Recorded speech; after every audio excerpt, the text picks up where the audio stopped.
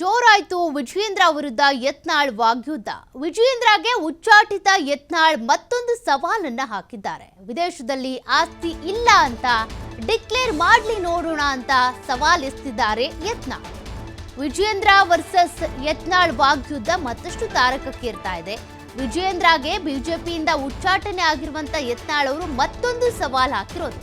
ವಿದೇಶದಲ್ಲಿ ಆಸ್ತಿ ಇಲ್ಲ ಅನ್ನೋದನ್ನ ಡಿಕ್ಲೇರ್ ಮಾಡ್ಲಿ ನೋಡೋಣ, ಯಾವುದೇ ಬ್ಯಾಂಕ್ನಲ್ಲಿ ಹಣ ಇಟ್ಟಿಲ್ಲ ಅಂತ ಹೇಳಿ, ಅದೇ ರೀತಿಯಾಗಿ ವಿದೇಶದಲ್ಲಿ ಆಸ್ತಿ ಇಲ್ಲ ಅಂತ ಹೇಳಿ, ಯಡಿಯೂರು ಸಿದ್ಧಲಿಂಗ ಬಳಿ ಹೋಗಿ ಆಣೆ ಮಾಡ್ಲಿ, 3 ತಿಂಗಳಿಗೆ ಒಮ್ಮೆ ದುಬೈಗೆ ಯಾಕೆ ಹೋಗ್ತೀರಿ ಅಪ್ಪ ಮಕ್ಕಳು ಅಂತ ಪ್ರಶ್ನೆ ಮಾಡಿದ್ದಾರೆ.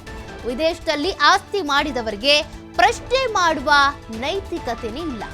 ನೀನೇ ಮಹಾಭ್ರಷ್ಟ, ಇದೀಗ ಸಿದ್ದರಾಮಯ್ಯ ಬಗ್ಗೆ ಮಾತನಾಡುವ ಹಕ್ಕಿಲ್ಲ, ಯಡಿಯೂರಪ್ಪ ಮಹಾಭ್ರಷ್ಟ ಅಂತ ಯತ್ನಾಳ್ ವಾಗ್ದಾಳಿ ನಡೆಸಿದ್ದಾರೆ.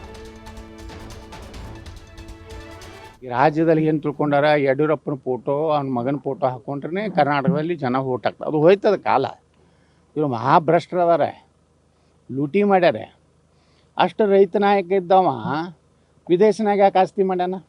ಇನ್ನತನ ನಾನು ಹಾಕಿದ ಸವಾಲಕ್ಕೆ ಉತ್ತರ ಕೊಟ್ಟಿಲ್ಲ. ನೀನು ಲಿಂಗಾಯತ ಅಲ್ಲ ಅಂತ ಹೇಳೀನಿ, ನಾ ಲಿಂಗಾಯತ ಇದ್ದೇನೆ ಅನ್ನೋದು ಪ್ರೂಫ್ ಮಾಡ್ದ ಇಲ್ಲ. ಕರೋನಾದಾಗ ಲೂಟಿ ಮಾಡಿ ಅಂತ ಹೇಳಿದೆ, ಅದಕ್ಕೆ ಪ್ರೂಫ್ ಮಾಡ್ದ ಇಲ್ಲ. DK ಶಿವಕುಮಾರು ನನ್ನ ಭಿಕ್ಷೆಯಿಂದ ನೀನು MLA ಆಗೀನಿ ಅಂದೆ, ನಾ ಆಗಿಲ್ಲೋ, ನನ್ನ BJP ತಾಕತ್ ಮ್ಯಾಗ ಆಗಿನಂತ ರಾಜೀನಾಮೆ ಕೊಟ್ಟು ನಮ್ಮ ನಿಂದಿರ್ತೀನಂತ ಸವಾಲು ಹಾಕದ ಇಲ್ಲ. ವಾಲ್ಮೀಕಿ ಇದೆ ನಮ್ಮ ಇದರಲ್ಲಿ ಮೂಡಾದಲ್ಲಿ ನಾನು ಪಾದಯಾತ್ರೆ ಮಾಡಿ ಮೈಸೂರು ಮುಟ್ಟೋದ್ರೊಳಗಾಗಿ ಸಿದ್ದರಾಮಯ್ಯನವ್ರು ರಾಜೀನಾಮೆ ಕೊಡ್ತೀನಿ ಅಂದ್ರೆ ಎಲ್ಲಿದೆ ರಾಜೀನಾಮೆ?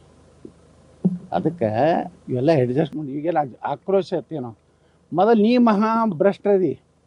ಈ ಸಿದ್ದರಾಮಯ್ಯ ಅವ್ರಿಗೆ ಏನು ಬೈತಿ? ನಿನ್ನ ಲೂಟಿ ಮಾಡಿದ್ದನ್ನೇ ಇವತ್ತು ಯಾವ ಹೋರಾಟ ಸಕ್ಸಸ್ ಆಗ್ಯಾವ ವಿಜೇಂದ್ರನು.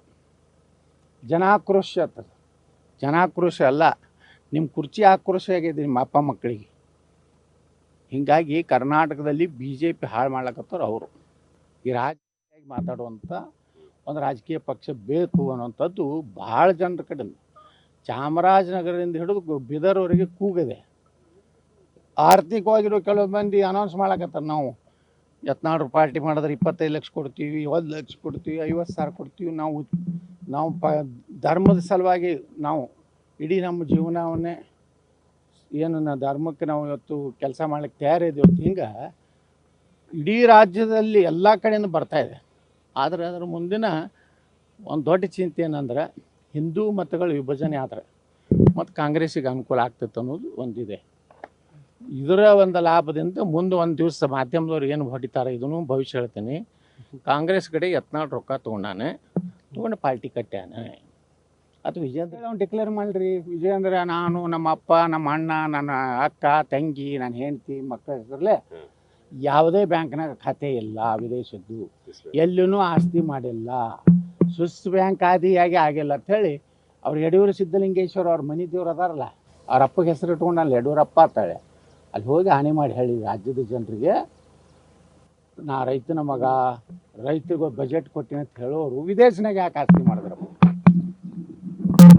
3 ತಿಂಗಳಿಗೊಮ್ಮೆ ದುಬೈ ಕೂಡಿ ಹೋಗ್ತಿರ್ಲಿ, ಅದಕ್ಕೆ ಕೂಡಿ ಹೋಗ್ತಾರೆ ಅಪ್ಪ ಮಕ್ಕಳು. ಅಲ್ಲಿ ಅದಕ್ಕೆ ಹೋಗ್ತಿದ್ರು. ದುಬೈದಾಗ ಏನಿದೆ, ದುಬೈ ಒಮ್ಮೆ ನೋಡಿಬಿಟ್ರೆ ಕಲಾಸ್ರಿ ಅದೇನು ಹಗಲೆಲ್ಲ ಅದೇ ಬಿಲ್ಡಿಂಗೇ ನೋಡೋದಲ್ಲ, ಅದೇ ರೋಡೇ ನೋಡೋದು. ಹಂಗೆ ಬಂದು ಏನಾದ್ರು ಕರ್ನಾಟಕದಾಗ ಮಾಡೋರು ಇದ್ದೀರಾ? ನೀವು ವಿದೇಶದಾಗ ಆಸ್ತಿ ಮಾಡಿರಿ, ನಿಮ್ಮ ನೈತಿಕತೆ ಇಲ್ಲ ಅಂತ ಹೇಳಿ ಅವ್ನು ಡಿಕ್ಲೇರ್ ಮಾಡಿರಿ. ವಿಜಯೇಂದ್ರ ನಾನು, ನಮ್ಮ ಅಪ್ಪ, ನಮ್ಮ ಅಣ್ಣ